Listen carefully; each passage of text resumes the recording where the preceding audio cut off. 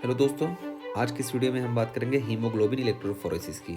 तो haemoglobin electrophoresis में होता क्या है कि हम यहाँ पे हीमोग्लोबिन के मॉलिक्यूल को रखते हैं और ये हमारा कैथोड होता है। कैथोड में निगेटिव चार्ज होता है और इधर एनोड होता है। तो कैथोड से हीमोग्लोबिन रेपल करके दूर चला जाता है। क्यों? क्योंकि हीमोग्लोबिन में निगेटिव चार्ज होता है और जितना ज़्यादा निगेटिव चार्ज होगा हीमोग्लोबिन उतना ही दूर जाएगा। तो यहाँ देखिए क्या बताया गया, during gel electrophoresis haemoglobin migrates from the negatively charge cathode to positive charge anode. Negative charge cathode से पॉजिटिव चार्ज एनोड की तरफ हीमोग्लोबिन मूव करेगा। और क्यों मूव करता है? क्योंकि हीमोग्लोबिन में आप देखिए ये हीमोग्लोबिन निगेटिवली चार्ज होता है और यहाँ पे ग्लूटामिक एसिड होता है। ग्लूटामिक एसिड खुद निगेटिव चार्ज होता है और इसके बारे में आगे बात करते हैं। देखिए HBA migrates the fastest. HBA सबसे तेज माइग्रेट करेगा क्योंकि यहाँ पे बीटा चैन में ग्लूटामिक एसिड होता है, इसलिए सबसे ज्यादा निगेटिव HBA होता है। उसके बाद फिर होता है फॉलोड बाय HBF।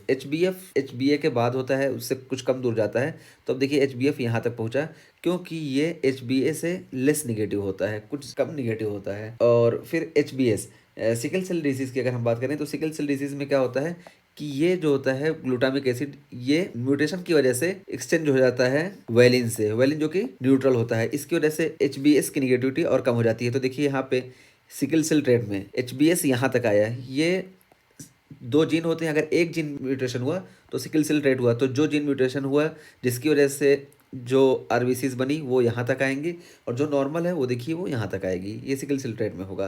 लेकिन अगर यही सिकल सेल डिजीज हो जाए तो इसमें आप देखिए दोनों जीन से जो बना हीमोग्लोबिन वो सिर्फ यहीं तक आ पाएगा। और फिर उसके बाद है HBC।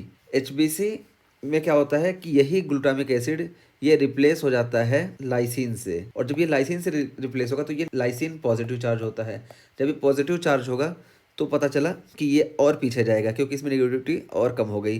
तो HBC ट्रेट में देखिए एक यहाँ तक है और एक जो जीन नॉर्मल है जिससे हीमोग्लोबिन की सिंथेसिस हुई वो यहाँ तक आएगा।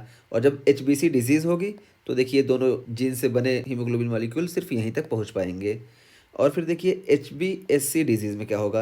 HBSC डिजीज़ यानी एक जीन में म्यूटेशन हुआ सिकल सेल डिजीज़ वाला और दूसरे में HBC वाला।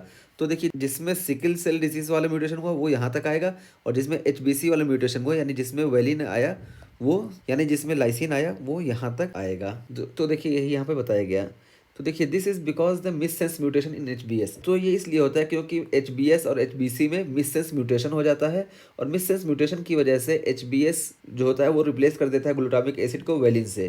तो वेलिन जो है ये न्यूट्रल होता है, इस वजह से ये सिर्फ यहीं तक पहुंच पाता है। और HBC रिप्लेस करता है लाइसिन को। लाइसिन पॉजिटिव होता है इसलिए और पीछे रह जाता है और making HBC and HBS more positively than HBA। तो यही यहाँ पे बताया गया कि इस म्यूटेशन की वजह से HBC और HBS ज़्यादा पॉजिटिव हो जाते हैं बनिस्बत HBA के। इस वजह से ये इलेक्ट्रोफोरेसिस में पीछे ही रह जाते हैं। और फिर यहाँ पे बताया गया a fat Santa Claus can't go far. तो यहाँ पे वही बताया गया कि A से HBA सबसे दूर जाएगा, F से HBF, S से HBS और C से HBC कांट, C से कैथोड और AN से एनोड गो फॉर दूर जाएंगे। तो जो जितना पहले आएगा वो उतना दूर जाएगा। A सबसे दूर जाएगा, F उससे पीछे और S उससे पीछे, C उससे पीछे। और देखिए यहाँ पे यही दिखाया गया है कि ये क्या है। देखिए AFSC, ए क्या है? Normal haemoglobin.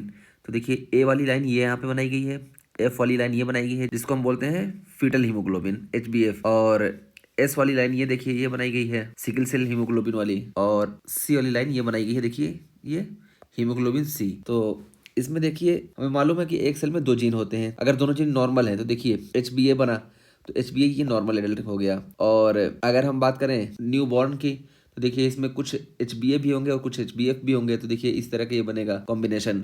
और सिकल सेल ट्रेट की बात करें तो देखिए इसमें एक जीन नॉर्मल है जिसकी वजह से एक HbA बना और एक जो है HbS बना। और उसके बाद हम बात करें सिकल सेल डिजीज की तो देखिए इसमें दोनों जीन म्यूटेंट है और HbS दोनों जीन से बना। और उसके बाद हम बात करें HBC ट्रेट की तो इसमें देखिए कि एक जीन नॉर्मल है जिससे HbA बना और दूसरा जीन एब नॉर्मल है जिससे HBC बना। और फिर हम बात करें HBC डिजीज की, देखिए इसमें दोनों जीन म्यूटेंट हो गए तो इस वजह से दोनों यहाँ पे हैं। और फिर लास्ट में हम बात करते हैं HBSC डिजीज की। तो यहाँ पे देखिए दोनों जीन म्यूटेंट तो है लेकिन एक जीन में सिकल सेल डिजीज वाला म्यूटेशन हुआ और दूसरे में HBC वाला म्यूटेशन हुआ। तो देखिए यहाँ पे सिकल सेल वाला यहाँ पे आया और दूसरा यहाँ पे आया। तो ये सारे केसेस की कंडीशन यहाँ पे बता दी गई।